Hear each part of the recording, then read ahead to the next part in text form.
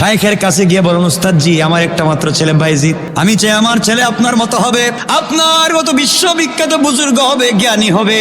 আমি গরিব মানুষ, মানুষের বাড়িতে জিয়ার কাজ করি, আমার স্বামী নাই, আমার সন্তানটাকে কি আপনার কাছে রাখা যায়? অনেক অনুনয় বিনয়ের পরে এই শাইখ বাইজিদ বুস্তামিকে নিজের কাছে রেখে দিলেন। মা ডাক দিয়া বলতেছে, উস্তাদ শুনেন, আমার সন্তানকে আপনার কাছে দিয়ে দিলাম, ওয়াদা করতে হবে আমার সঙ্গে, যতদিন পর্যন্ত আমার ছেলে আপনার মতো বিশ্ববিখ্যাত আলেম না হবে ততক্ষণ পর্যন্ত আমার কাছে ফেরত দিবেন না। সুবহানাল্লাহ বলে। উস্তাদ বললেন, কথা দিলাম, ওয়াদা দিলাম, বিশ্ববিখ্যাত আলিম না বানিয়ে আপনার কাছে পাঠাবো না। মা চলে গিয়েছেন, ছোট্ট বাইজিদ উস্তাদের কাছে পড়ালেখা করেন। ছোট মানুষ আর কয়দিন তাকে, 1-2 মাস পরে কান্না শুরু করছে। বাইজিদ চলে যেতে চায় মায়ের কাছে। উস্তাদ বলছেন, বাবা যাওয়া যাবে না, তোমার মায়ের সঙ্গে আমার ওয়াদা, তোমাকে দেওয়া যাবে না, তোমাকে আমি পাঠাতে পারবো না। তোমার মা বলছে বড় না বানিয়ে তোমাকে দেওয়া যাবে না। বাইজিদ নাসুর বান্দা, আমার বাবা নাই, মা কি আপনি আমাকে দেখতে দিবেন না? হঠাৎ করে চিন্তা করলেন, যদি কোনোদিন মা মরে যায় অথবা বাইজিদের কিছু হয়ে যায়, আমি যদি মা ছেলেকে না দেখা করাই তাহলে তো আরেক বিপদ। আবার ওয়াদা নিয়েছি আটকাবার জন্য বললেন, বাইজিদ রে, আগামীকালকে তোমাকে ছুটি দিব, শর্ত আছে। শর্ত হলো তুমি যদি কোরআনের 5 পারা একদিনে শোনাতে পারো, 5 পারা যদি একসাথে মুখস্থ শোনাতে পারো, এই দোয়াগুলো একসাথে মুখস্থ শোনাতে পারো, তোমাকে ছুটি দেওয়া হবে, নচেত ছুটি দেওয়া হবে না। কথা বলে উস্তাদের কাছ থেকে বিদায় নিয়ে এসে বাইজিদ ছোট্ট মানুষ সেজদার মধ্যে পড়ে কান্না করে বলছে, আল্লাহ, গুনার জন্য তো কোথাও যেতে চাই না, মাকে দেখতে চাই। উস্তাদ আমাকে লম্বা সবক দিয়েছেন, 5 বার আমি কেমনে দিব? 100 পৃষ্ঠা আমি একদিনে কেমনে এতগুলা মুখস্থ করে উস্তাদকে শোনাবো? আমি কেমনে কোরআন এতগুলো শোনাবো? আল্লাহ, কোরআন তো তোমার, আমি কিচ্ছু জানি না, যেভাবে হোক তুমি আমার মায়ের সঙ্গে দেখা করাইয়া দাও। বাইজিদ কান্না করে করে কোরআন খুলে যখন পড়তে বসেছে, আমার বন্ধুগণ এক পৃষ্ঠা করে কোরআনের উল্টায়, আর কে যেন ডাইরেক্ট কোরআনটাকে তার ভিতরে ঢুকাইয়া দেয়। এভাবে করতে করতে 1-2 ঘন্টার ভিতরে 5 পারা শেষ করে আরো অধিক কিছু পড়ে মুখস্থ করে উস্তাদের কাছে গিয়ে বলছেন, হুজুর, আপনি যা বলছেন তার চাইতে বেশি মুখস্থ করছি, এখন আপনি পড়া শুনেন, আমাকে ছুটি দিয়ে দিন। উস্তাদ চিন্তা করে কি যা 1 বছরে পারা যায় না? 1 বছরে যা সম্ভব না, 1 ঘন্টায় পারছে। পড়া শুনলে নির্ভুল ভাবে শোনাইয়া দিল। বুঝতে পারলেন বাইজিদ সাধারণ ছেলে না, অসাধারণ একটা ছেলে। তিনি বললেন, বাবারে, কেমনে বলো তো এগুলা মুখস্থ করলে? বাইজিদ বলতেছে, হুজুর, আপনি কি জানেন না, কোরআন তো আল্লাহর, আমিও আল্লাহর নাম নিয়ে শুধু পাতাটা উল্টাইছি, আর আল্লাহ তার ইচ্ছার মাধ্যমে হয়তো আমার ভিতরে ঢুকাইয়া দিয়েছে। ছুটি দিয়া দিলেন, যাও মায়ের সঙ্গে দেখা করে চলে আসো। বাইজিদ বুস্তামি চলে গেলেন। রাত্রবেলা মায়ের দরজায় গিয়ে নক করেছেন, মা দরজা খুলেন। কে তুমি? আমি বাইজিদ। না, তুই বাইজিদ না, দরজা খুলে দেওয়া যাবে না, আমার বাইজিদ তো আসার কথা না। আমি হুজুরকে বলে আসছি, আমার বাইজিদকে যেদিন হুজুরের মতো বড় আলেম বানাবে ওই দিন পাঠাবে। তুমি আমার বাইজিদ না, দরজা খুলে দেওয়া যাবে না। কেমন মা, কেমন মা, চিন্তা করেন।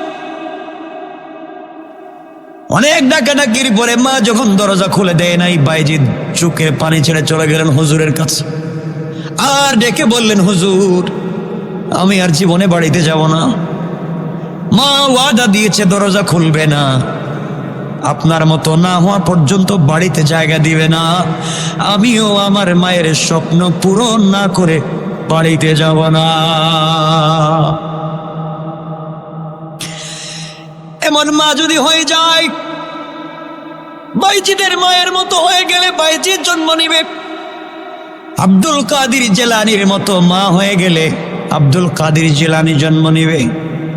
শাহজালাল শাহপরানের মায়ের মতো মা হয়ে গেলে শাহজালাল জন্ম নিবে, খাদিজার মতো মা হলে ফাতেমা জন্ম নিবে, ফাতেমার মতো মা হলে হাসান হোসেন জন্ম নিবে।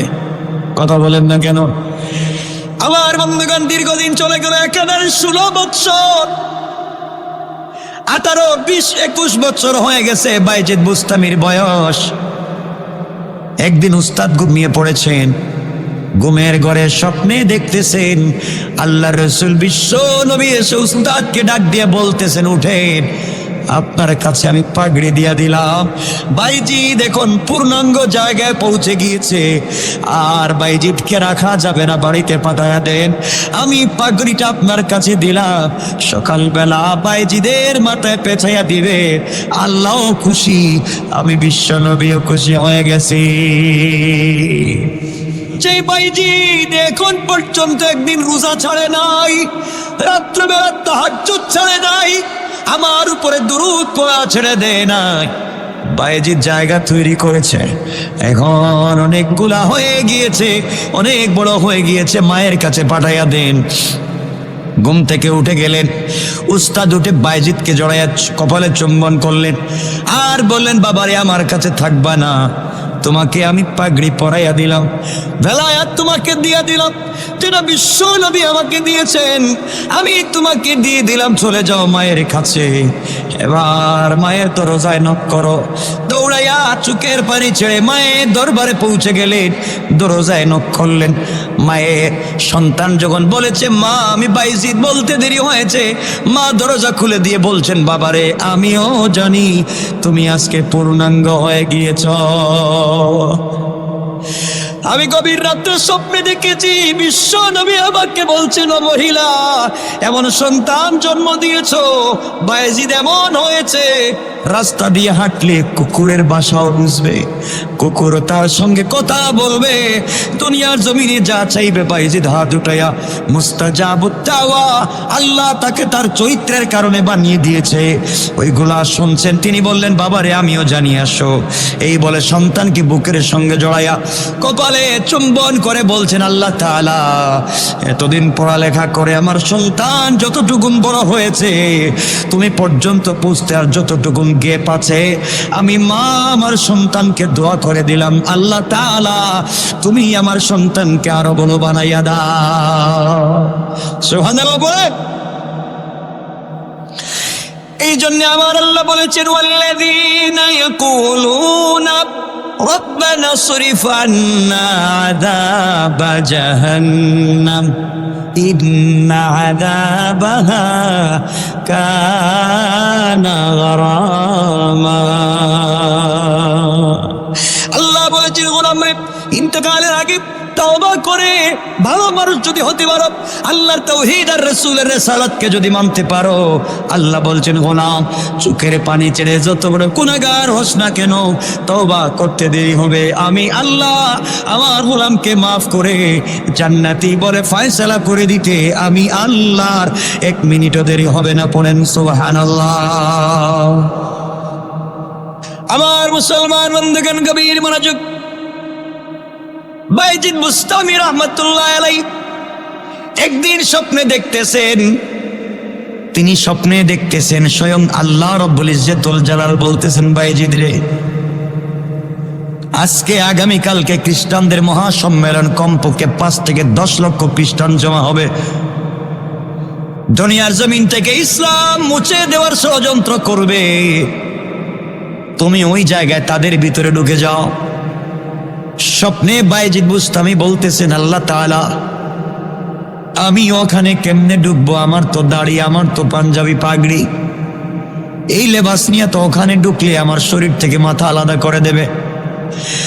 আল্লাহ ডাক দিয়া বললেন, ও বাইজিদ, তুমি খ্রিস্টানদের প্রোগ্রামে ঢুকে যাও, তাদের শামিয়ানার নিচে তুমি ঢুকে যাও, কৌশল করে তুমি পিন্ডালের মধ্যখানে ঢুকে যাও, প্রয়োজনে তাদের পোশাক পরো, তাদের বেশভূষা ধারণ করো, তুমি যদি তাদের মতো বেশভূষা ধারণ করো, এরপরও তাদের পেন্ডালের ভিতরে প্রোগ্রামে ঢুকে যাও, আমি আল্লাহ তোমার মাধ্যমে পৃথিবীতে পরিবর্তন আনতে চাই। সুবহানাল্লাহ বলেন।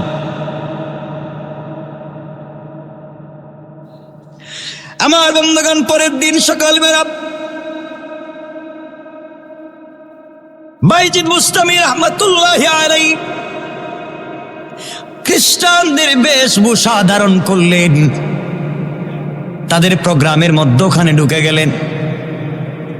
আমার বন্ধুগণ, 5 লক্ষ প্রায় খ্রিস্টান পাদ্রী জমা হয়েছে। পৃথিবীর সব থেকে বড় পাদ্রী স্টেজে বসেছে, একজন করে বক্তৃতা চলছে। সবার পরে খ্রিস্টানদের বড় পাদ্রী যখন বসেছে কথা বলবার জন্যে, বসার পরেই তার চেয়ার কাঁপতে শুরু করেছে, হেলাধুলা শুরু করেছে। খ্রিস্টান পাদ্রী কথা বন্ধ করে বসে আছে। লক্ষ লক্ষ খ্রিস্টানেরা বলতেছে, পাদ্রী আমাদের পুপ, আমাদের শিক্ষক, আমাদের স্যার, আমাদের উস্তাদ, আমাদের পীর, আপনি কেন কথা বলতেছেন না? এই পৃথিবীতে আপনার চাইতে বড় পাদ্রী আর কেউ নাই। খ্রিস্টান পাদ্রী বলতেছে, ও খ্রিস্টানেরা, আমি কথা বলতে চাই, কিন্তু কথা মুখ দিয়ে বের হচ্ছে না। এই লক্ষ লক্ষ খ্রিস্টানদের ভিতরে একটা মুহাম্মদী ঢুকে গিয়েছে, মুহাম্মদের উম্মত ঢুকে গিয়েছে, আর ওর পাওয়ারের কারণে আমার জবান বন্ধ হয়ে গিয়েছে। আল্লাহু আকবার। লক্ষ লক্ষ খ্রিস্টান দাঁড়িয়ে গিয়েছে আর বলছে, পুব আপনি বলেন কে সে? আমরা চিনতে পারতেছি না কে। কোরআনওয়ালা কালিমাওয়ালা কে আছে? আপনি বলেন তার শরীর থেকে মাথা আলাদা করে দেই। খ্রিস্টান পাদ্রী বলতেছে, না না, ঢুকে যেতেই পারে, কিন্তু আসলে যে হত্যা করতে হবে, শরীর থেকে মাথা আলাদা করতে হবে তা না। আমি তাকে কিছু প্রশ্ন করব, সে যদি উত্তর দিতে পারে তাহলে তো ঠিক আছে, উত্তর যদি দিতে না পারে তাহলে শরীর থেকে মাথা আলাদা করে দেব। এই কথা বল খ্রিস্টান পাদ্রী দাঁড় করিয়ে দিয়েছে। বাইজিদ বুস্তামি দাঁড়িয়ে গিয়েছেন মধ্যখানে। খ্রিস্টান পাদ্রী বলতেছে, তোমার নাম কি? তিনি বলছেন, আমার নাম বাইজিদ। তুমি এখানে কেন আসছো? এমনি আসছি। তুমি জানো আমাদের ভিতরে ঢুকেছো, তোমাকে হত্যা করা হবে, শরীর থেকে মাথা আলাদা করা হবে। বাঁচতে যদি চাও, আমি তোমাকে কিছু প্রশ্ন করতে চাই, উত্তর যদি দিতে পারো তোমাকে ছেড়ে দেওয়া হবে, উত্তর না দিলে ষড়যন্ত্রকারী হিসাবে তোমাকে হত্যা করা হবে। বাইজিদ বুস্তামি বললে, প্রশ্ন করতে পারে না, আপত্তি নাই। খ্রিস্টান পাদ্রী দাঁড়িয়েছে, একটা একটা করে 65টা প্রশ্ন করেছে। কয়টা প্রশ্ন? 65টা প্রশ্ন করেছে। বাইজিদ বুস্তামি দাঁড়াইয়া দাঁড়াইয়া বিনা বাক্যে 65টা প্রশ্নের জবাব দিয়েছেন। সুবহানাল্লাহ, আল্লাহু আকবার। অনেকগুলা প্রশ্ন ছিল, এর মধ্যে কিছু প্রশ্ন ছিল কুকুর ঘেউ ঘেউ করে কি বলতে চায়, কুকুর ঘেউ ঘেউ করে কি বুঝাতে চায়। প্রশ্ন এমন ছিল, এমন 1 বলেন যে 1-এর 2 নাই, এমন 2 বলেন যে 2-এর 3 নাই, এমন একটা 3 বলেন সংখ্যা যেই 3-এর 4 নাই, এমন একটা 4 বলেন যেই 4-এর 5 নাই, এমন একটা 5 বলেন যেই 5-এর 6 নাই। এভাবে 65টা প্রশ্ন করা হয়েছে। দাঁড়িয়ে দাঁড়িয়ে কোনো অঘটন ছাড়া বিনা বাক্যে নির্দ্বিধায় সবগুলা প্রশ্নের জবাব দিয়েছেন। সুবহানাল্লাহ। খ্রিস্টান পাদ্রী আর প্রশ্ন খুঁজে পাচ্ছে না। বাইজিদ বুস্তামি বলছেন, পাদ্রী বলো, আমি কি সবগুলো প্রশ্নের উত্তর দিতে পেরেছি? খ্রিস্টান পাদ্রী বলতেছে, সাদাক্তা, তুমি সবগুলা প্রশ্নের সত্যিকার উত্তর দিয়েছ, তুমি ঠিক মতো উত্তর দিতে পেরেছ। বাইজিদ বুস্তামি বলছেন, খ্রিস্টান পাদ্রী শোনো, আমি তোমার 65টা প্রশ্নের উত্তর দিয়েছি, তোমাকে আমি ছোট্ট একটা প্রশ্ন করতে চাই, তুমি কি আমার প্রশ্নের উত্তর দিবে? খ্রিস্টান দাঁড়িয়ে বলছে, কেন দিবে না? তুমি আমাদেরকে কেন ছোট করো? বিশ্ববিখ্যাত পাদ্রী, সবার বড় পাদ্রী, লক্ষ লক্ষ খ্রিস্টানদের সামনে তুমি আমাদের পাদ্রীকে ছোট করো না। একটা প্রশ্ন করো, আমাদের পাদ্রী উত্তর দিবে। পাদ্রী বলছে বাইজিদ তুমি প্রশ্ন করো। বাইজিদ দাঁড়িয়ে বলেছেন খ্রিস্টান পাদ্রী মহোদয়, আপনার কাছে আমি জানতে চাই, বলেন তো আসমানের আর জান্নাতের চাবির নাম কি? সুবহানাল্লাহ বললেন না? কিসের নাম? আসমানের আর জান্নাতের চাবির নাম কি? এই মাত্র একটা ছোট্ট প্রশ্ন করলেন, লক্ষ লক্ষ খ্রিস্টান তো বিস্ময় প্রকাশ করেছে। এটা কোনো প্রশ্ন হলো? আসমান আর জান্নাতের চাবি আবার কই পাইবে?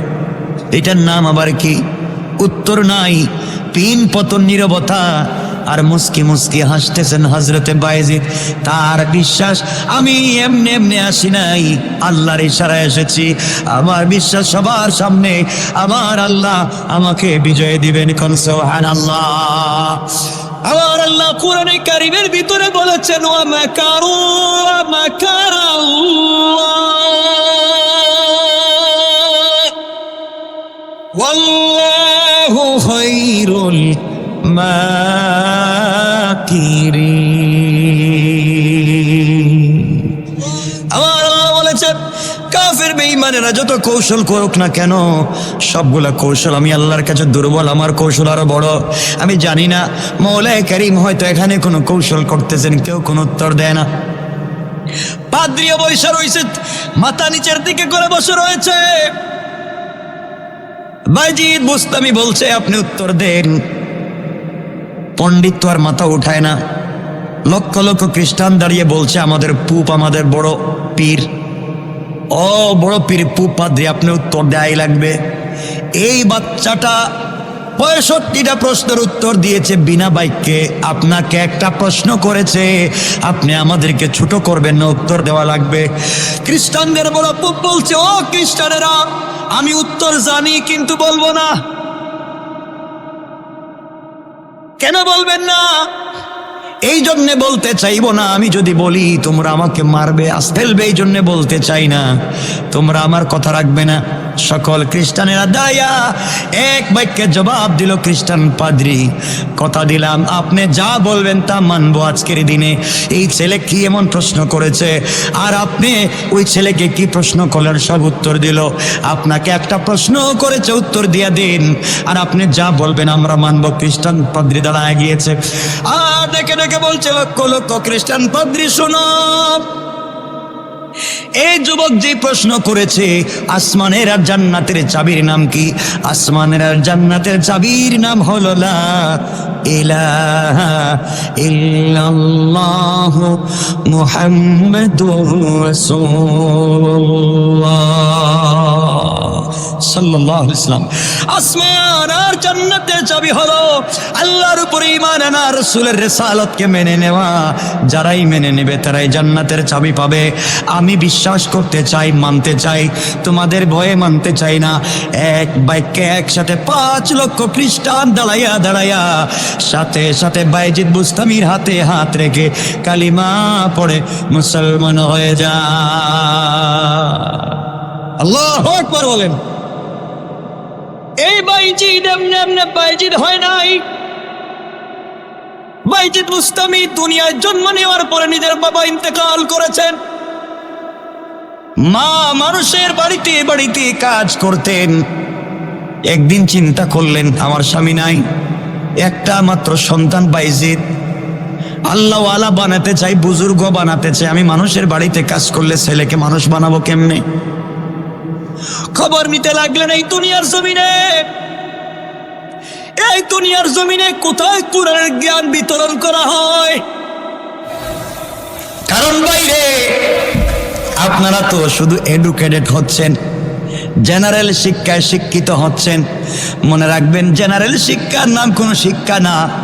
আমিও তো পড়ছি, জেনারেল শিক্ষার নাম কোনো শিক্ষা না। যারা জেনারেল পড়ো, জেনারেল লাইনে, বলো তো জেনারেল শব্দের বাংলা অর্থ কি? সাধারণ মানে কি? তো সাধারণ। তো জেনারেল শিক্ষা মানে কি? সাধারণ শিক্ষা। এটা কোনো শিক্ষা হইল? সাধারণ শিক্ষা। আর যারা কোরআনের শিক্ষায় শিক্ষিত হয় তারা জেনারেল হয় না রে, তারা তো অসাধারণ শিক্ষা নেয়। কোন ঠিক কিনা? সাধারণ শিক্ষা অর্জন করে জুতা বানানি শিখেছ, আর অসাধারণ ওহীর শিক্ষা অর্জন করার কারণে সাহাবায়ে কেরাম পানির উপর দিয়ে হেঁটে হেঁটে গিয়েছে, বাঘের সঙ্গে কথা বলেছে। অসাধারণ এমন জ্ঞান ছিল সাহাবায়ে কেরামের কাছে, যারা একবার আওয়াজ দিয়ে কথা বললে হাজার হাজার মাইল দূরে তার ছাড়া, রকেট ছাড়া, কোনো সিস্টেম ছাড়া, ইলেকট্রনিক্স ছাড়াও আল্লাহ ওমরের কথাগুলোকে হাজার হাজার মাইল দূরে সারিয়ার কানে পৌঁছায় দেয়। কোন ঠিক কিনা? তাদের কাছে তো সাধারণ জ্ঞান ছিল। মদিনার মাটিতে দাঁড়িয়ে বলছেন ভূমিকম্প হবে না, মাটি বন্ধ হয়ে গিয়েছে। নীল নদের চিঠি দিয়ে লেখছে পানি বন্ধ করবি না, পানি দিবে। বলতে দেরি হয়েছে, নদী পানি দিতে বাধ্য হয়েছে। কোন ঠিক কিনা? দুই সাইড জন ডক্টর, বাংলা পৃথিবীর সকল ডক্টরদের সিগনেচার নিয়ে একটা দরখাস্ত বুড়িগঙ্গা দেন, পদ্মা নদীতে পাঠান। বলে বাবা পদ্মা নদী তুমি আগামী বছর থেকে আর শরীয়তপুরের দিকে ভাঙ্গাভাঙ্গি কইরো না, বাদ দিয়ে দাও, বহুত ভাঙ্গাভাঙ্গি করছো। আমরা পৃথিবীর সব ডক্টররা সিগনেচার দিয়ে তোমার বললাম বন্ধ করে দাও। কথা কি শুনবো? কথা বলেন না কেন? শুনবে। কারণ কি শিক্ষা আছে এটা? কি শিক্ষা? সাধারণ শিক্ষা। পানি কইতেছে এই সাধারণ শিক্ষা নিয়ে আইছো, অসাধারণ শিক্ষা লাগবে। হযরত ওমরের কাছে ছিল অসাধারণ শিক্ষা। নীল নদের নামে চিঠি দিয়ে দিছে, এই নদী শোনো, পানি দিবা কি দিবা না কও। তুমি যদি তোমার ইচ্ছা মতো পানি দাও, দিতে থাকো, দরকার নাই। আর যদি আল্লাহর হুকুমে পানি দাও, আমি ওমর আল্লাহর গোলাম বলছি, পানি দাও। বলতে দেরি, নদী পানি দিতে দেরি নাই। সুবহানাল্লাহ। আপনারা এখানে সকল দাঁড়াইলে আপনাদেরকে দেখে কি শয়তান দৌড় দিব? কথা কন না কেন? কারণ শয়তান কবে এদের ভিতরে সাধারণ জ্ঞান আছে, এটার কি আর কোনো জ্ঞান হইল নাকি তা? আর আমার যে রাস্তা দিয়ে যাইতেন, শয়তান কিন্তু রাস্তা চেঞ্জ করে যেত, ঠিক কিনা? একদিন রাসূলে পাক জোহরের নামাজ পড়ে মসজিদে বাইরে হইছে, যাচ্ছেন, হঠাৎ তাকে দেখেন শয়তান আসতেছে। শয়তান মানে অরিজিনাল শয়তান আসতেছে। নবীজি বলেন আজকে আসুক, জিজ্ঞাসা করবো পাবলিককে তো ঠকায় কেন, তো শয়তানি করে কেন, আসুক। আসতেছে হঠাৎ রাসূল উপর দিকে তাকায় দেখেন শয়তান আর নাই। রাস্তা বাদ দিয়া জমিনে দিয়ে পড়িয়া উল্টা পথে দৌড়াইতেছে। কিরে শয়তান দৌড়ে কেন? আশেপাশে দেখলেন কিচ্ছু নাই, দৌড়ে কেন? হঠাৎ পিছন দিকে তাকাইছে, পিছন দিকে তাকায় দেখে ওমর আইতেছে। ওমর, সুবহানাল্লাহ বললেন না? নবীজি বলেন এই শয়তান বুঝছি, এবার ওমর আইতেছে তো এজন্য দৌড়তেছিস। কিয়ামতের দিনে মুসা কালিমুল্লাহ, যেই নবী আল্লাহর সঙ্গে কথা বলতেন, এই নবীও আল্লাহর আরশে আজিমের পিলার ধরবেন, পিলার এভাবে ধরে থাকবেন আর চিৎকার করে বলবেন আল্লাহুম্মা লা আসআলুকাল ইয়াওমা উম্মতি ওয়ালা আখি ওয়ালা উখতি ওয়ালা আবি ওয়ালা উম্মি। আল্লাহ আজকের কিয়ামতের দিনে মাকে চাই না, বাপকে চাই না, ভাই বোনকে চাই না, আমার উম্মতকে চাই না। আসআলুকাল ইয়াওমা নফসি নফসি নফসি। আল্লাহ আজকের দিনে তুমি আমারে বাঁচাও। মূসার মতো পয়গম্বর যিনি আল্লাহর সঙ্গে কথা বলেছেন, আর আপনারা বসে রয়েছেন কার ধান্দায়? কেউ নয়।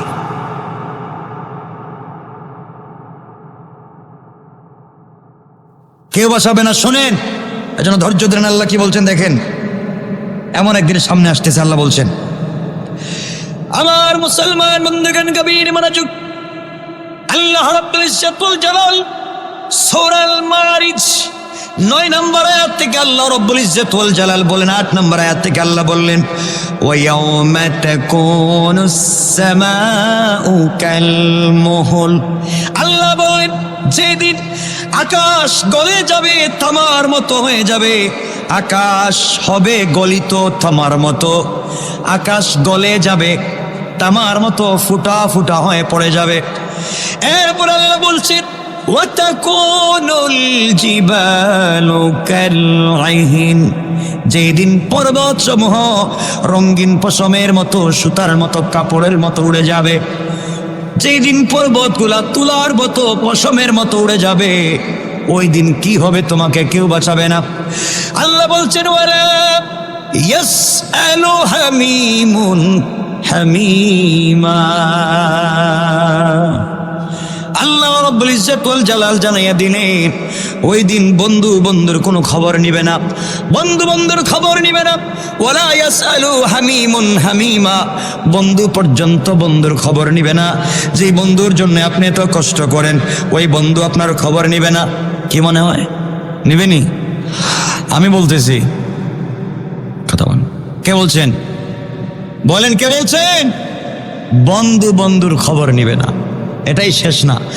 আল্লাহ রাব্বুল ইজ্জত ওয়াল জালাল বলছেন, এরপরে বলছেন ইউবাসসিরুনহুম ইয়াওয়াদ্দুল মুজরিমু লাউ ইফতাদি মিন আযাবি ইয়াউমিযিন বিবানি।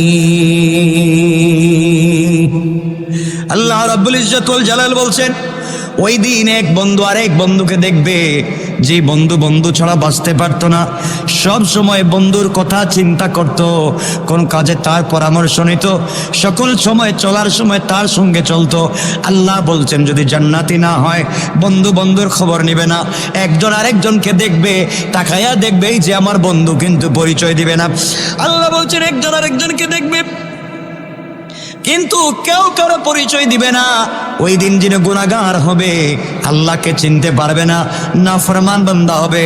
ওই দিন আল্লাহ বলছেন ইয়াউমি ইদিম বিবানি, ওই দিন আল্লাহর কাছে বলবে আল্লাহ তাআলা, তুমি আমাকে ছেড়ে দাও, বিনিময়ে আমার সন্তান সন্ততি ছেলে মেয়ে নাতি পুতিদেরকে তুমি বেঁধে রাখো, আমাকে ছেড়ে দাও। আল্লাহ বলবেন গোলাম, কথা বুঝতেছেন আমার? এই গোলাম, তোকে ছেড়ে দেব, তোর সন্তানদেরকে বাঁধবো কেন? কলিজার টুকরা না সন্তান ছিল তোর, আব্বু বলে ডাক দিয়েছে, বুকের সঙ্গে জড়াইয়া ধরেছ। যখন যা আবদার করেছে তুমি তার আবদার গুলাকে পূর্ণ করে দিয়েছ। সন্তান যখন যা চাইছে তুমি তা দিয়েছ। কেন তুমি আজকে নিজের সন্তানকে আমাকে দিতে চাও? গোলাম আল্লাহকে ডাক দিয়া বলবে আল্লাহ তাআলা, এই সন্তানকে মানুষ বানাবার জন্যে, তাদের স্কুলের বেতন দেওয়ার জন্যে, তাদের মাদ্রাসার বেতন দেওয়ার জন্যে আল্লাহ সারা জীবন প্রবাসে ছিলাম। ঈদের দিন পর্যন্ত আমি কাজ করেছি। মা বাবার মুখে হাসি ফুটাবার জন্যে আমি জিন্দেগিতে কষ্ট করেছি। আমি বড় ভাই ছিলাম, ছোট ভাইদেরকে পড়াবার জন্যে, মানুষ বানাবার জন্যে, কাজ কাম শিখাবার জন্যে আল্লাহ তাআলা রাত দিন মেহনত করেছি, ওভার ডিউটি করেছি, ওভার টাইম কাজ করেছি। আয় আল্লাহ, এতগুলা কাজ করতে গিয়ে তোমার নাম নিতে পারি নাই। আয় আল্লাহ তাআলা, সন্তানদেরকে এডুকেটেড বানিয়েছি, প্রফেসর বানিয়েছি, ডাক্তার ইঞ্জিনিয়ার বানিয়েছি, ব্যারিস্টার বানিয়েছি, এই জন্য আমি তোমার নাম নিতে পারি নাই। আয় আল্লাহ, সব ধোঁকা সব ভুয়া, আজকে এসে দেখি আমার খবর কেউ নিচ্ছে না। তাদের জন্য তো কষ্ট করলাম, 40 বছর প্রবাসে ছিলাম, টাকা ইনকাম করে গাদার মতো খাটুনি দিয়ে কাজ করেছি, তাদের জন্য গাড়ি বাড়ি করেছি। আয় আল্লাহ, কিয়ামতের মাঠে আমি আটকা পড়েছি, আমাকে ছাড়ো, আমার সন্তানদেরকে বাঁধো। আল্লাহ বলবেন বুঝলাম, তোর সন্তানদেরকে আটকালাম আর কি? গোলাম এই সময় বলছে আল্লাহ তাআলা, সন্তানকে শুধু আটকালে হবে না, আরো বলছে ওয়াসাহিবাতিহি ওয়া আখি। আয় আল্লাহ তাআলা, শুধু আমার সন্তানদেরকে আটকাবেন না, ওয়াসাহিবাতিহি, আমার বউকে বাঁধো, আমার বউকে বাঁধো। তার অর্নামেন্টস জুয়েলারি দেওয়ার জন্যে, মন মতো পোশাক দেওয়ার জন্যে, ঘরকে সাজিয়ে দিতে গিয়া আল্লাহ আমি নাফরমানি করেছি। আমার স্ত্রী বলতো, পাশের বাড়ির বাবির ঘরে কত সুন্দর সোফা আছে, তাদের ঘরের ভিতরে এয়ার কুলার, এয়ার কন্ডিশন, টাইস আর সিরামিক আছে, তোমার ঘরে কেন হয় না? আয় আল্লাহ তাআলা, ওগুলা শুনতে শুনতে আমি সুদ খেয়েছি, সুদের টাকা এনে আমি দুনিয়ায় কাজ করেছি, ঘুষকে স্ত্রী সৌন্দর্যের জন্য অর্নামেন্ট জুয়েলারি দিয়েছি। আয় আল্লাহ তাআলা, সত্য দুঃখ, আজ তুমি আমাকে বাঁচাও। আল্লাহ বলবেন বুঝলাম, স্ত্রীকে বাঁধবো আর কি? এরপরে বলবো আখি, আয় আল্লাহ, আমার ভাইদেরকে বাঁধো। আমি বড় ভাই ছিলাম, তারা ছিল ছোট ভাই, তাদেরকে লালন পালন করবার জন্য কষ্ট করেছি। আয় আল্লাহ, এই জন্য নামাজ পড়তে পারি নাই, হালাল পথে চলতে পারি নাই। আয় আল্লাহ তাআলা, ওদেরকে বাদো, আমাকে ছেড়ে দাও। আল্লাহ বলবেন, গোলাম রে, সন্তানকে বাদলাম, তোর স্ত্রীকে বাদলাম, ভাইদেরকে বাদলাম, এরপরে কি বলতে চাস বল।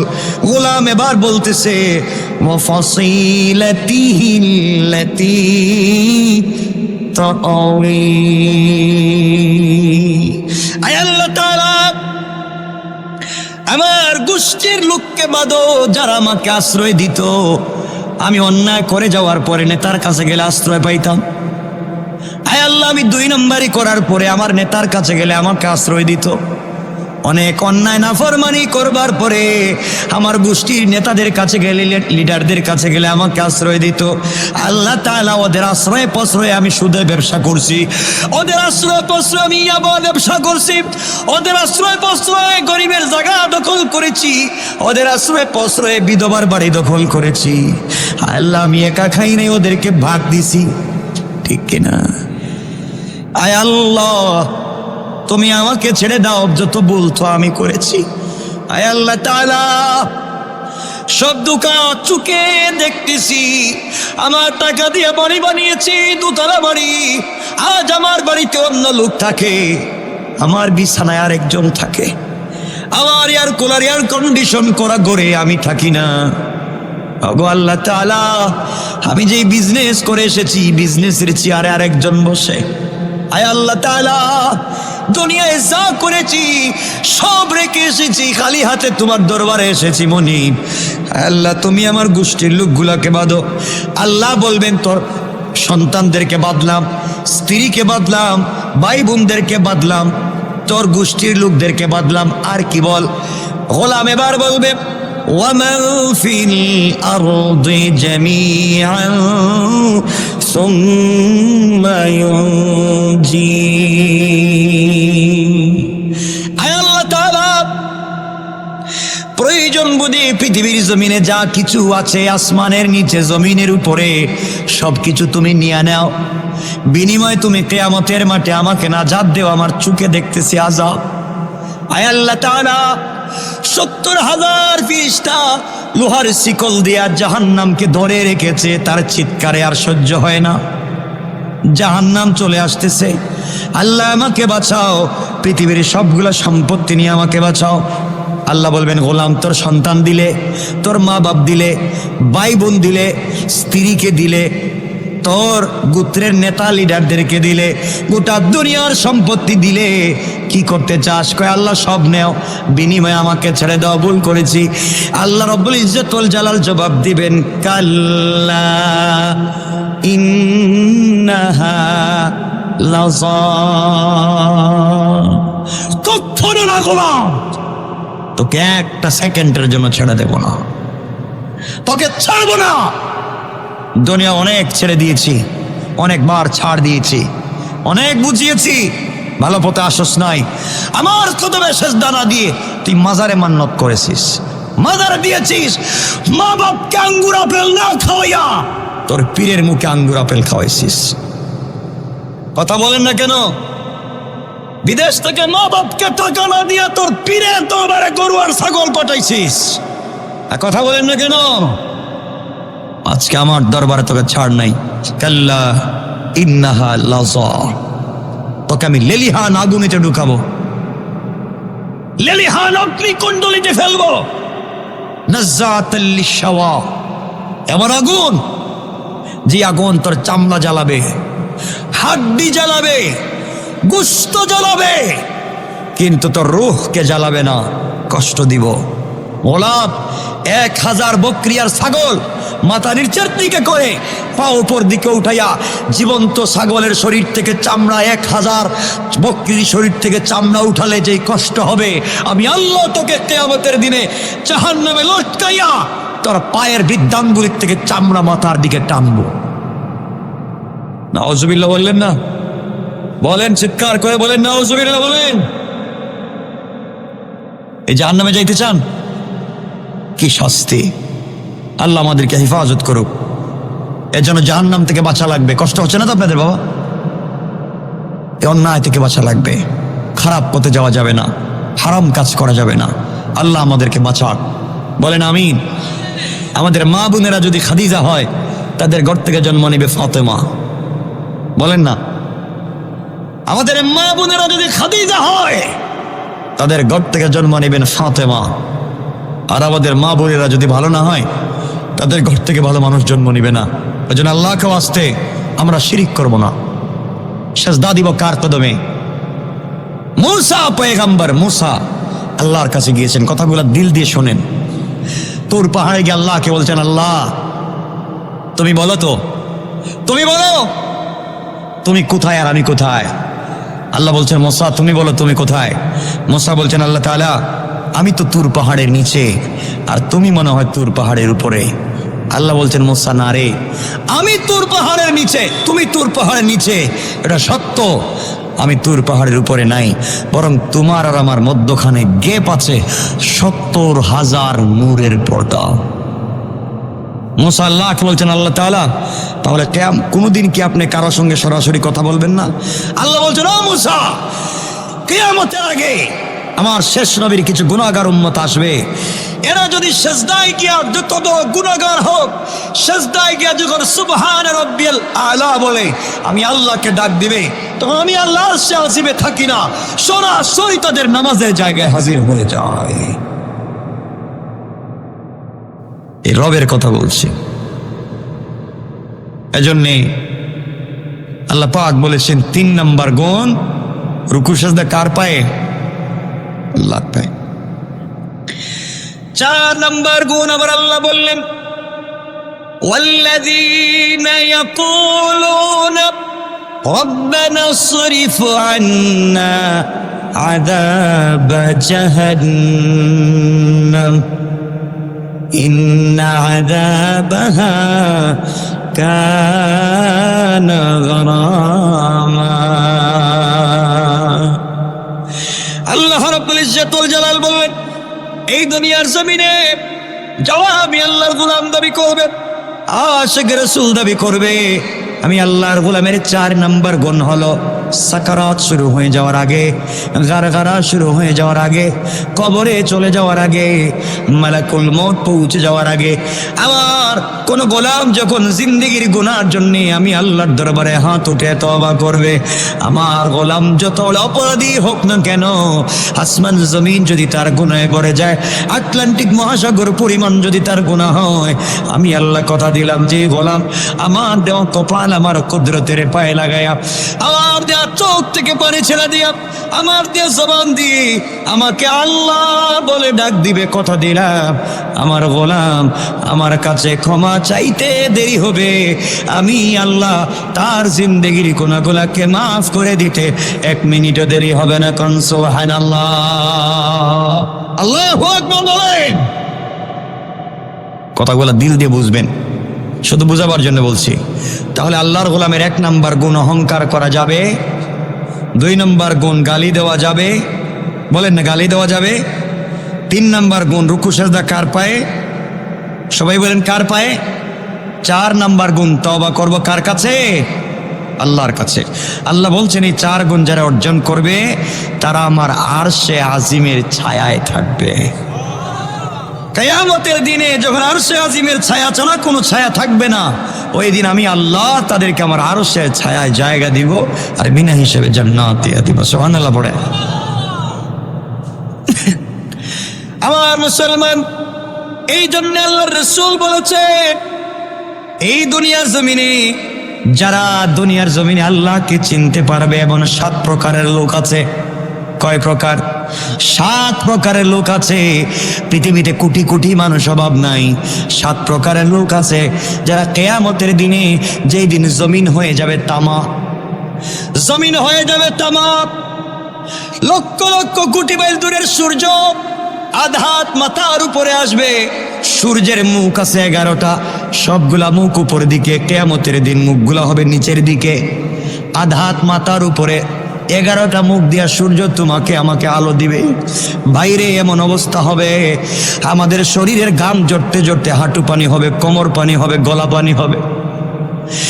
সব মানুষ চিৎকার করে কান্না করে ডাক দিয়ে বলবে, আল্লাহ আমাদেরকে বাঁচাও। কেউ নাই, কেউ আমাদেরকে দেখবার মতো নাই। তোমার আমার শরীর থেকে গাম জোরে জোরে পানি হবে, তোমার চোখের সামনে কোনো মানুষ সাঁতরাবে। কিয়ামতের দিন এমন হবে 500 বছর না 70 700 বছর, 1000 বছর, 2000 বছর, 5000 বছর চলে যাবে। আল্লাহ যে পা যেখানে আমরা ফেলছি, চুল পরিমাণ সুতা পরিমাণ পা নাড়ানো যাবে না, পা নাড়াইতে পারবেন না। কিয়ামতের দিনে পা নাড়ানো যাবে না, সবাই থাকবে উলঙ্গ, কারো শরীরে কাপড় নাই, কেউ কারো দিকে তাকাবে না, কেউ কাউকে সাহায্য করবে না। বাইরে কিয়ামতের দিন কেউ নাই। আল্লাহ বলছেন এই কঠিন সময়ে তোমরা যদি আমার একমাত্র আরশে আজিমের ছায়ার নিচে জায়গা করতে চাও, আল্লাহ রাসূল বলেছেন, আল্লাহ 7 প্রকারের মানুষের কথা বলেছেন। এই 7 প্রকারের মানুষ আরশে আজিমের ছায়ায় থাকবে।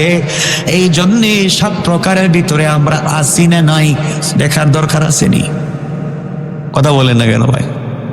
জানা দরকার আসেনি যে 7 প্রকারে আপনি আছেন না নাই? তাহলে মনোযোগ দিয়ে শোনেন। আমি বুঝতেছি রাত্র তো 11:15 হয়ে গেছে, আপনাদের মনে কষ্ট হচ্ছে। আমার মুসলমান বন্ধুগণ, যে 7 প্রকারের মানুষ, 7 শ্রেণীর মানুষ আল্লাহর আরশে আজিমের ছায়ায় থাকবে। এর 1 নাম্বার হলো ইমামুল আদিল, ন্যায় পরায়ণ বাদশাহ, ন্যায় পরায়ণ বিচারক, ন্যায় পরায়ণ শাসক, যিনি দুনিয়ার জমিনে ন্যায় বিচার করবেন, আল্লাহর ইবাদত করবেন, আল্লাহর তাওহীদ এবং রাসূলের রিসালাত মানবেন, দুনিয়ার জমিনে ন্যায় কায়েম করবেন, ইনসাফ কায়েম করবেন। আল্লাহ বলছেন বিচার ছাড়া কিয়ামতের দিনে আমার আরশে আজিমের ছায়ায় জায়গা দিলাম। কোন সুবহানাল্লাহ। এজন্য গ্রামে যারা বিচার করেন, গ্রামে যারা বিচার করেন, ন্যায় বিচার করবেন, ন্যায় বিচার করবেন। মনে রাখবেন আমার বন্ধুগণ, কিয়ামতের দিনে ন্যায় বিচার না করলে খবর আছে। আপনাদেরকে আমি ভালো করে চিনি, আপনারা এমন আছেন অনেক হাজী সাহেব এখানে। কিয়ামতের দিন হাজী সাহেব কি জবাব দিবেন আপনারা? অনেক হাজী সাহেব এখানে আছেন যারা হজে যাওয়ার সময় সম্পত্তি বন্টন করে নিজের ছেলেকে ঠিক মতো দিছে, কিন্তু নিজের মেয়েকে দেয় না। ঠিক কি বলেন? শয়তান, জানোয়ার। নিজের সন্তান ছেলেকে দেয়, নিজের মেয়েকে দেয় না। হজে যাওয়ার সময় নিজের ছেলের সম্পত্তি বন্টন কইরা মেয়ের বাড়িতে গিয়ে, মা 500 টাকা নিয়ে চকলেট খাইস, আমি গেলাম গা হজে, সম্পত্তি দিচ্ছে না, আছে না নাই? মানে রাখবেন, বাবা সম্পত্তি হাওরের জমিনে যেখানে ছেলে পাবে ওখানে মেয়ে পাবে, বাড়িতে যেই জায়গা ছেলে পাবে ওই জায়গায় মেয়ে পাবে, বিজনেসে যেখানে ছেলে পাবে ওখানে মেয়ে পাবে। আপনারা দেন না কেন? কয়জন দিচ্ছেন মেয়ের সম্পত্তি?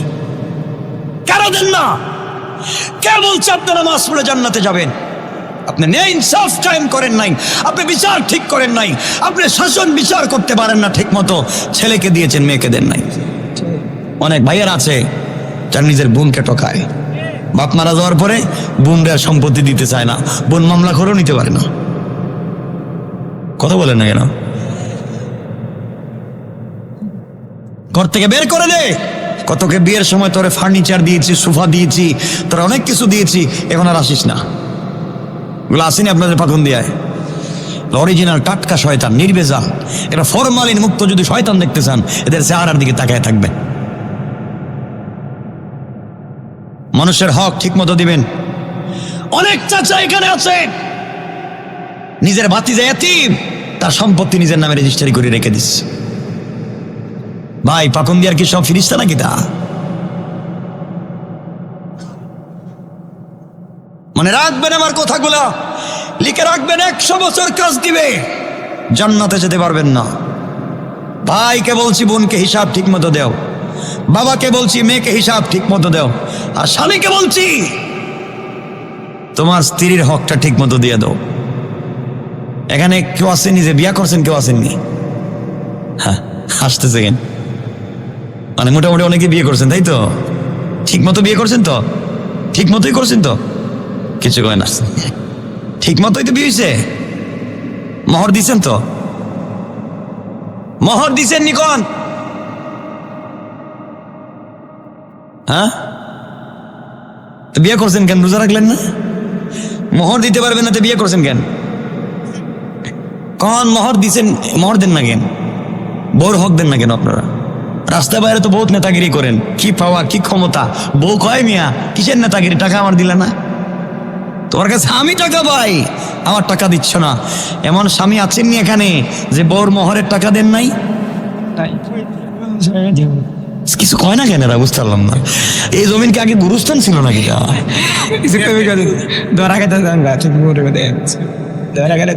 আপনারা মনে মনে ভাবতেছেন হুজুর এগুলো না বললে পারতো, সুন্দর একটা ঘটনা বলে দিতে পারতো। এগুলাই দরকার। আমি সমাজের রোগ না বুঝে ঔষধ দিই না। আমি আসছি এখানে কিছু কথা বুঝাবার জন্য আপনাদেরকে। আমার দিলে সবসময় থাকে আল্লাহ, এই মানুষগুলো আমার কথা শোনার জন্য বসছে, আমি কি বলবো এদেরকে? আমার কাছে তো কিছুই নাই। আল্লাহ এমন কিছু কথা বের করে যেন ওদের উপকার আসে, কল্যাণে আসে। সমাজের ফেতনাগুলো আমি চোখে আঙ্গুল দিয়ে ধরিয়ে দিতে পারি। এতক্ষণ মুরব্বীদের কথা বলছি, জোয়ানদের ওয়াস্ত করার টাইম নেই, কারণ যুবকরা তো বহুত খারাপ হয়ে গেছে গা। এরা শুধু প্রেম ছাড়ার কিছু চোখে দেখে না, শুধু গার্লফ্রেন্ড। গার্লফ্রেন্ড তোমাদেরকে আজকে বসো একটু দেখি, তোমাদের চেহারাটা আজকে দেখতে যাই আমি। এজন্য বাবা মোহরের টাকা দিয়ে দিও। কিচ্ছু কয় না এরা। নামাজ রোজার মতো ফরজ, মোহরের টাকা না দিয়া বিয়ে করছেন, বাচ্চাও প্রোডাকশন নিয়েছেন 4-5টা, কিন্তু টাকা দিচ্ছেন না বউরে। কোনো বউ যে টাকা পায় টাকাটা দিচ্ছেন না। দিবেন তো? কিছু কয় না কেন? বুঝি না। আরে আমি তো আপনাদের বুঝাবার জন্য বলছি, দিবেন তো টাকাগুলা? এত এত মানুষ মোহরের টাকা দিয়ে দিয়েন ইনশাল্লাহ। আপনাদের এলাকার পাকুন দিয়ার মহিলারা মনে হয় বহুত ভালো, তারা মাফ করে দেয় না?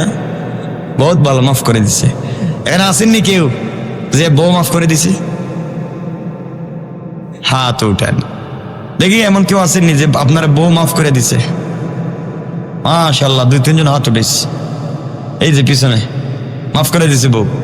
এই হাত উঠাইবার আগে আপনি কচু গাছের সঙ্গে ফাঁস লাগিয়ে মরলেন না কেন? যে বউ আপনারে মাফ করে দিছে, আর ভাই চালাপ কি যে বউ আপনারে মোহরের টাকা মাফ করে দিছে। দুনিয়ার চাইতে লজ্জার আর কোন জিনিস আছে? জীবনে বউ মাফ করে দেয় না। বউরে তো চিনেন নাই, কোন জিনিসের নাম এটা, কোন চিজ। মাফ যে করছে, কালকে তালাক দিয়া দেখেন, মোহর দেওয়া লাগেনি। কথা কোন লাগেন? লাভে আসলে আদায় করে ছাড়বো, দরকার হইলে নারী নির্যাতন মামলা দিব, যৌতুকের মামলা দিব, তাও তোমার টাকা আদায় করে ছাড়বো। ঠিক কিনা বলেন? টাকাগুলা দিয়ে দিও। এটা এটা জরুরি ফরজ জিনিস। আল্লাহ কবুল করুক। মুরব্বীরা হাসতেছে, ও বাবা সিরিয়াল তো চলে গেছে গা, এখন আর মোবাইলের টাকা কেমনে দিব? দিয়া দিয়েন। শুনেন কথাগুলো বুঝেন। তাহলে আরশে আজিমের ছায়ায় যারা থাকবে, এদের একদল হলো ইমামুল আদিল, যারা ইনসাফকার বাদশাহ, ইনসাফকার শাসক, তারা আল্লাহর আরশে আজিমের ছায়ায় থাকবে। এখন আপনারা যারা আছেন, আপনারা ঠিক মতো ইনসাফ করতে পারছেন কিনা দেখেন। নিজের সন্তানের হক আদায় করছেন কিনা, নিজের স্ত্রীর হক আদায় করছেন কিনা, মা বাবার হক আদায় করছেন কিনা, প্রতিবেশীর হক আদায় করছেন কিনা, সমাজের হক আদায় করছেন কিনা, নিজের বডির হক আপনি আদায় করছেন কিনা। জবাব দেওয়া লাগবে, কারণ কিয়ামতের দিন আল্লাহ জবান বন্ধ করে দিবেন। জবানকে বলবেন বন্ধ, কথা বলা যাবে না। হাত কথা বলবে, পা কথা বলবে, সব বলে দিব। ঠিক কিনা বলেন?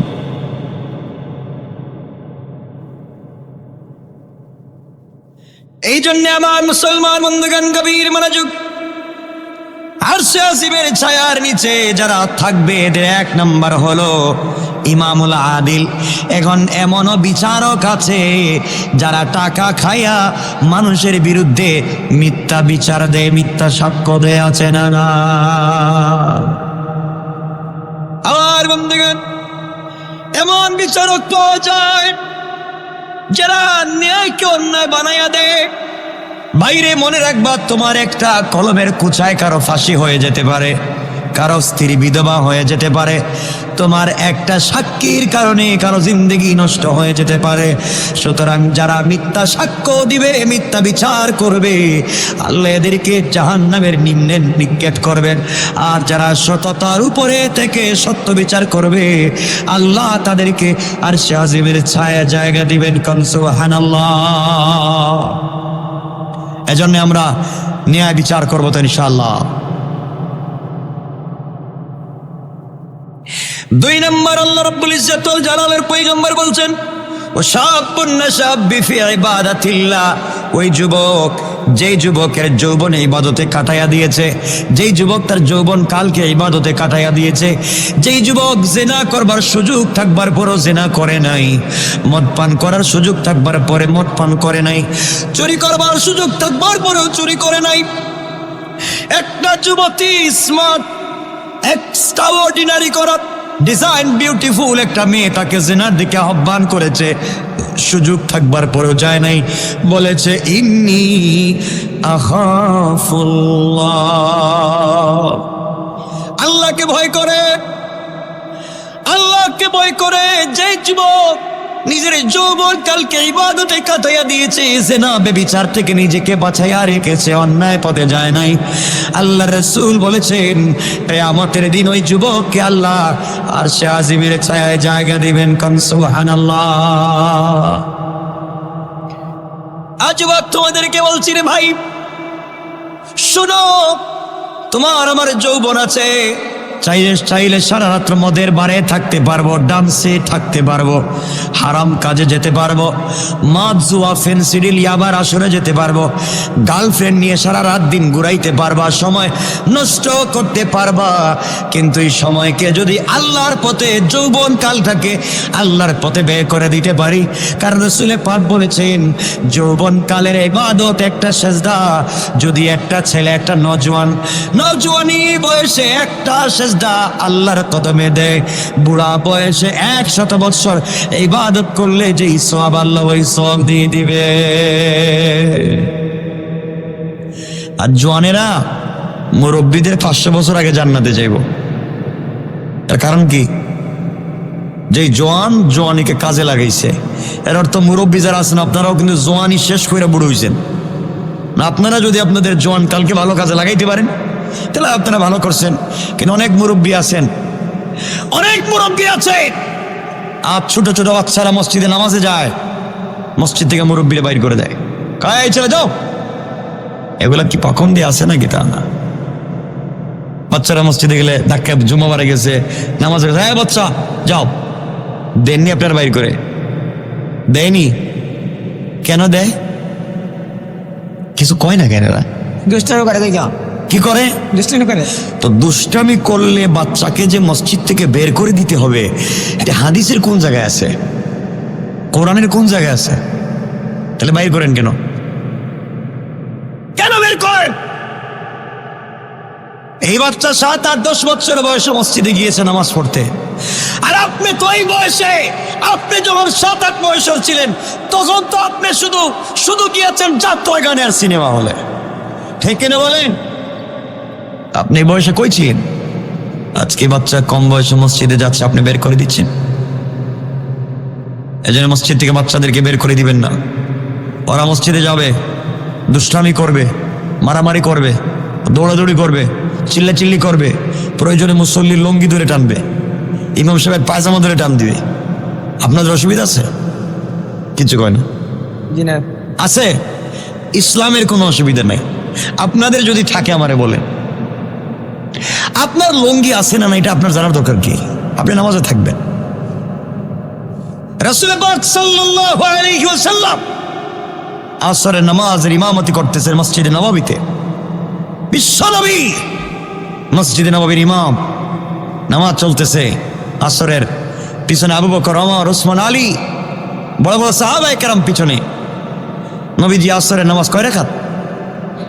চতুর্থ রাকাতের দ্বিতীয় সেজদায় নবীজি গেছেন আর উঠেন না।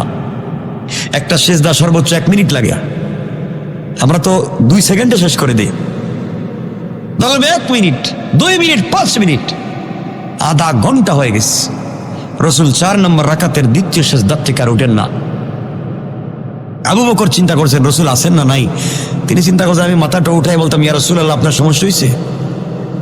আলী বলতেছেন আমার মন বলতেছে রসুলের পায়ে একটা চিমটি দিই, উঠেন না কেন? রসুল আধা ঘন্টা পরে সেজদার থেকে উঠলেন। নামাজ শেষ হলো, সালাম ফিরালেন।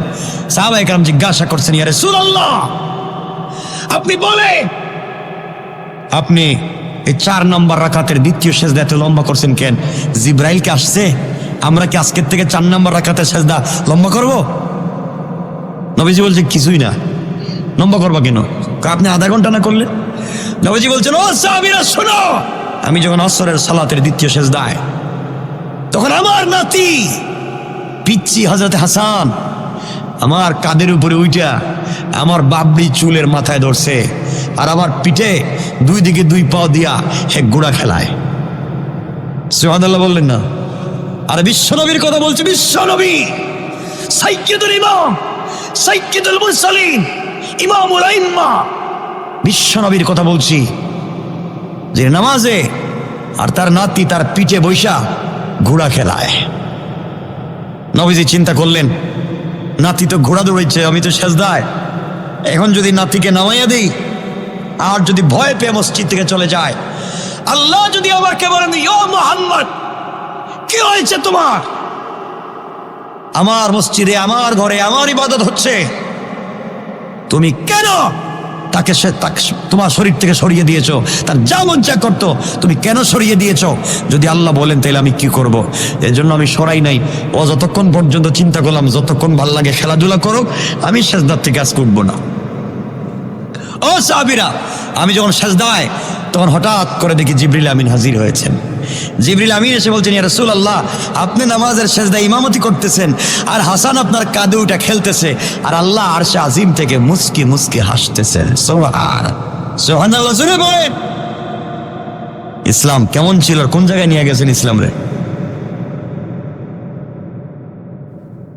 কথা কি বুঝতেছেন আমার? কোন জায়গার ইসলামকে কোন জায়গায় নিয়ে গেছে?